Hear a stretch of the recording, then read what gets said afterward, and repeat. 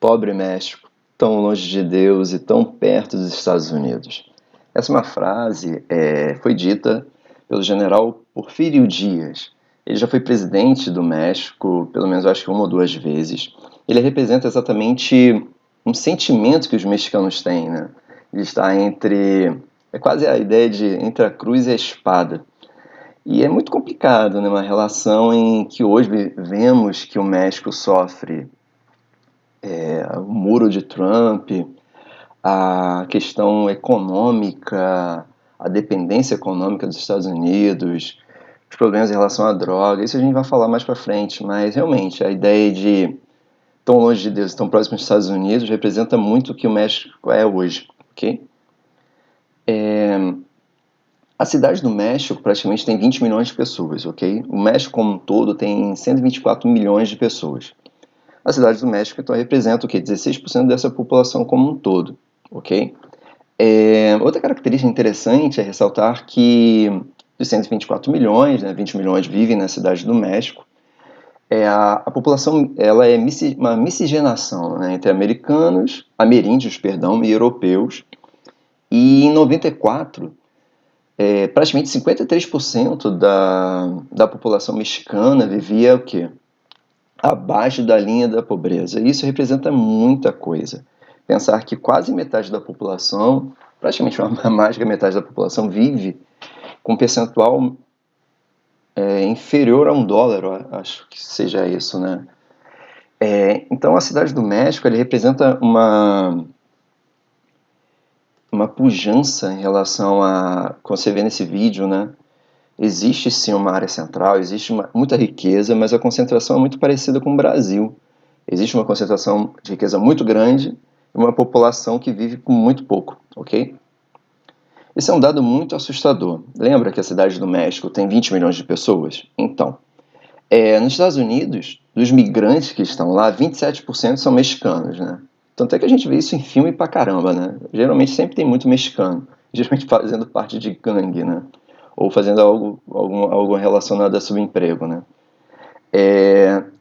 Praticamente são o quê? 11 milhões de pessoas, 11 milhões de mexicanos vivem nos Estados Unidos trabalhando lá como migrantes, ok. De forma regular ou irregular, a questão é o seguinte, que a cidade do México, que é a principal concentração populacional, uma das principais do mundo como um todo, tem 20 milhões de pessoas. Enquanto que de imigrantes somente mexicanos nos Estados Unidos, que representa 27%, são 11 milhões. Isso é muita coisa, ok? Cidade de Nova York, a representação do muro. Além desse número gigantesco, existe também os chamados braceiros, que é da transumância, que seria o seguinte: no período de colheita da agricultura, né, americana, mexicanos autorizados passam da fronteira em direção aos Estados Unidos para trabalhar na colheita de determinado produto agrícola, e depois volta alguns meses depois, ok? Um período pouco maior. Isso é chamado eles são chamados de braceiros, e também esse conceito, né? Quando você, por exemplo, Niterói, Rio de Janeiro para trabalhar, é um movimento pendular. Quando esse movimento de trabalho é um pouco maior, é chamado de transumância, ok? De onde vem o dinheiro do México? Além da sua produção de maneira geral, né? O PIB interno e tal, é a partir do quê? Cancún, turismo, Golfo do México, produção de petróleo, e a região mais moderna, que seria a cidade de Guadalajara, que seria o Vale do Silício Mexicano, ok? E pensar que, além disso tudo, tem a riqueza cultural, Dia dos Mortos, e que você vê em filme da Disney, representada no filme da Disney. Além dessa riqueza que a gente já sabe que tem, uma coisa interessante em relação à economia mexicana é a dependência, né, dos Estados Unidos como um todo, né? Praticamente 100% de tudo que é exportado do México vai em direção aos Estados Unidos. Isso é uma dependência gigantesca, é surreal isso daí. Principalmente a partir de 94. A questão do NAFTA, né, o livre comércio das Américas, ok, livre comércio entre Estados Unidos, México e Canadá. E praticamente 50% que tudo que os mexicanos importam vem dos Estados Unidos. Representa exatamente tão longe de Deus e tão próximo dos Estados Unidos. É uma dependência econômica demasiada. Isso não é saudável economicamente, ok? Questão agrícola. Isso aqui é um taco, né? Essa comida aqui é chamada de taco. Ela é a base de milho. O milho é uma fonte, é tipo o arroz e feijão brasileiro, é um milho para os mexicanos. Porém, por conta do NAFTA e por conta da eficiência de produtividade americana e ineficiência da produção mexicana, principalmente nas haciendas no Planalto do México, que são grandes fazendas, o milho importado dos Estados Unidos é muito mais barato, fazendo com que a produção interna não consiga competir com valor que é produzido nos Estados Unidos, fazendo então que os mexicanos sejam cada vez mais dependentes da economia americana da produção do milho. Só que existe uma disputa também entre nos Estados Unidos eles querem produzir combustível, né? Ok, do petróleo, do xisto e também o etanol deles, o nosso etanol é produzido a partir da cana-de-açúcar. Eles produzem também etanol a partir do milho. Então existe uma disputa de preço muito grande. Aqui no Brasil tem a disputa entre a produção de açúcar e etanol, que vem da cana. Lá, em relação ao quê? É produzir o etanol a partir do milho ou simplesmente ter o milho, porém, que é a base alimentar mexicana, uma das bases da alimentação mexicana. Então faz com que tenhamos o quê? No México, uma dependência por conta disso. O valor do milho que se torna importado, ele aumentou nos últimos anos, fazendo com que, por exemplo, aumentou para as pessoas de maneira geral.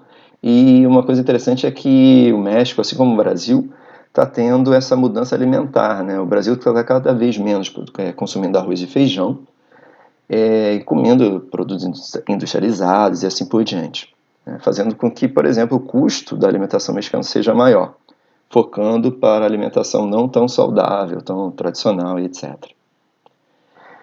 Outro fator econômico do México, da cidade do México de maneira geral, é o seguinte, isso aqui, ó. Reparem só, são as maquiladoras. São empresas americanas que recebem incentivos fiscais do governo mexicano para produzir no território mexicano.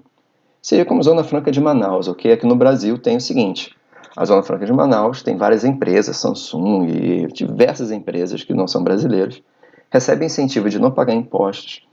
Essas várias empresas mandam seus produtos desmontados da China, da Coreia, da Europa, dos próprios Estados Unidos, vem para cá, na Zona Franca de Manaus, ele é montado, somente isso, montado e é vendido no território brasileiro de maneira geral. Assim também acontece nas maquiladoras que estão no território mexicano, ok?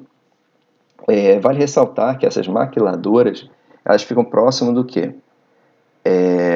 No limite, né? No limite do território, fazendo o seguinte, que nessa região aqui, as empresas americanas utilizem a mão de obra barata dos mexicanos. Anteriormente, no início dessa ideia da utilização de maquiladoras, etc., a mão de obra barata era utilizada mais na produção de produtos que não demandam muita tecnologia, muita educação do trabalhador e assim por diante. Que é nessa imagem aqui, né, que eu acho que é tecido e etc. Atualmente, essas empresas maquiladoras, elas aumentaram a sua produtividade e aumentaram a sua demanda tecnológica, como por exemplo a produção de motores, que você demanda uma mão de obra mais qualificada. Repare só a quantidade de regiões que vivem a partir disso, ok? De indústrias, indústrias que não são mexicanas, mas que utilizam a mão de obra mexicana, ok? Para finalizar sobre o México, ressaltar o seguinte, que, ok, o NAFTA é importante, ela fez com que, por exemplo, para os americanos é importante, né, fez que a dependência mexicana, praticamente 100% de tudo é exportado para os Estados Unidos, fez com que, por exemplo, a produtividade do milho americano, por ser mais barato, vá em direção ao México, a base alimentar mudou. Ok, para os Estados Unidos isso é muito bom. Para os mexicanos talvez não seja tão interessante. Logicamente, em relação a essa questão de eficiência dos mercados, né, tipo a mão invisível do mercado faz com que, se existe um país produzindo melhor e mais barato, ok. Mas a dependência sobre os preços e sobre a sua alimentação é muito complicado, né? Essas maquiladoras anteriormente que vocês estão vendo nessa imagem, ela começou a ser instaurada, incentivada a partir dos anos 60, ok? Utilizando essa mão de obra mais barata.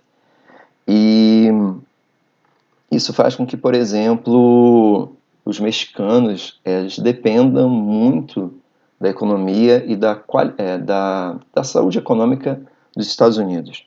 Mas essa última imagem aqui eu botei que, além da economia americana, os mexicanos dependem muito dos humores dos presidentes, né, americanos. Tanto é que, por exemplo, o Trump, recentemente, a ideia de construir um muro.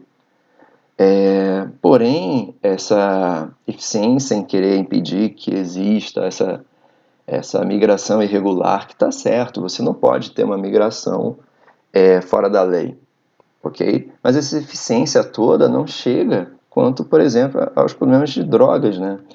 A heroína e drogas em geral, que altera toda a política do território mexicano. Esse pensar que o México ele é tão dependente econômico dos americanos, tão dependente também de um produto ou de uma política antidrogas, que faz com que, por exemplo, tenhamos quartéis, os dos maiores e mais perigosos quartéis de drogas do mundo, organizações de drogas, estão exatamente onde? No território mexicano. Esse cara aqui, essa imagem aqui, é chamado de El Chapo. O cara já fugiu, acho que foi preso novamente no ano passado, um tempo atrás, mas ele já fugiu 2 vezes, é um dos traficantes de drogas mais poderosos do mundo, porque ele representa um quartel de produção de droga muito importante. Eu quero ressaltar o seguinte, que estar próximo dos Estados Unidos, nessa dependência econômica, faz com que tenhamos, que os mexicanos tenham também, uma interferência na sua política interna, na questão das drogas, na questão da violência, que lá, é incrível que pareça, é pior do que o Brasil em relação a assassinatos, em relação a essa questão ao combate às drogas, tá?